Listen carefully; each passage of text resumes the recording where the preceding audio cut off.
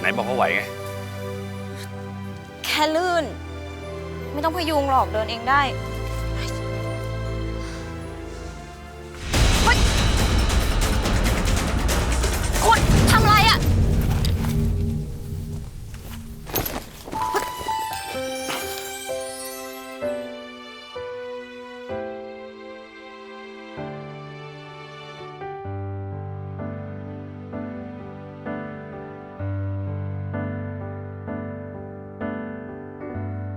นานแค่ไหน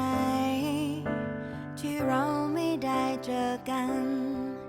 ชีวิตเธอที่ไม่มีฉันอยากรู้ว่าเธอเป็นอย่างไรเธอคงลืมคงจะทิ้งเรื่องเราไว้ฉันคงเป็นแค่ความทรงจำบอกตัวเองซ้ำๆทุกครั้งที่เราพบกันต้องแกล้งทำเป็นเหมือนว่าฉันลืมเรื่องราวของเราหมดแล้ว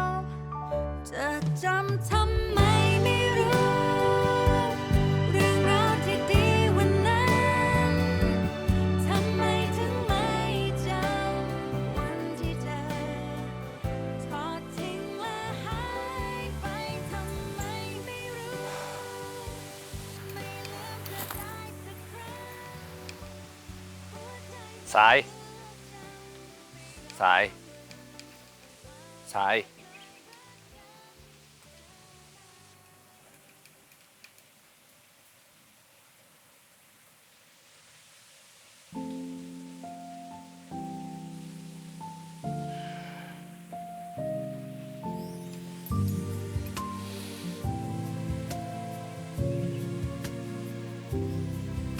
เก่งนักไม่ใช่เหรอ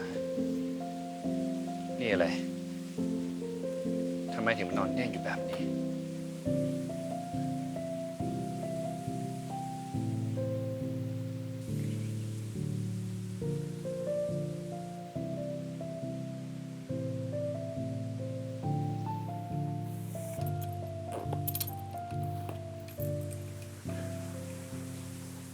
ไม่มีสัญญาณ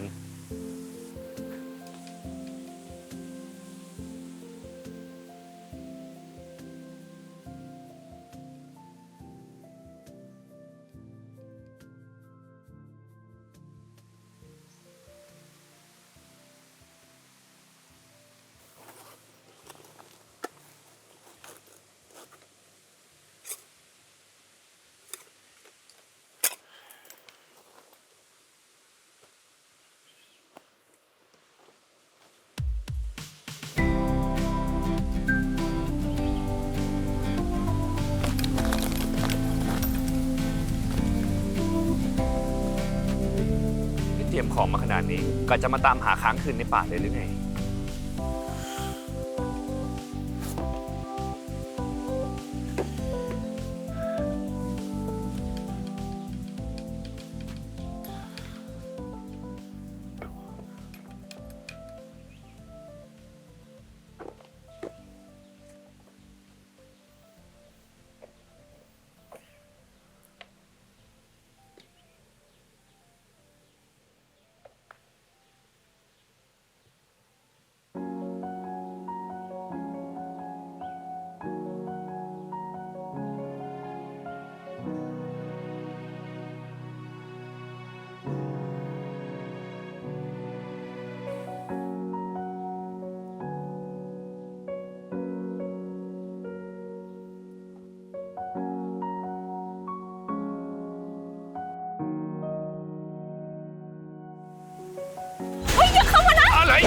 จะจำทำไมไม่รู้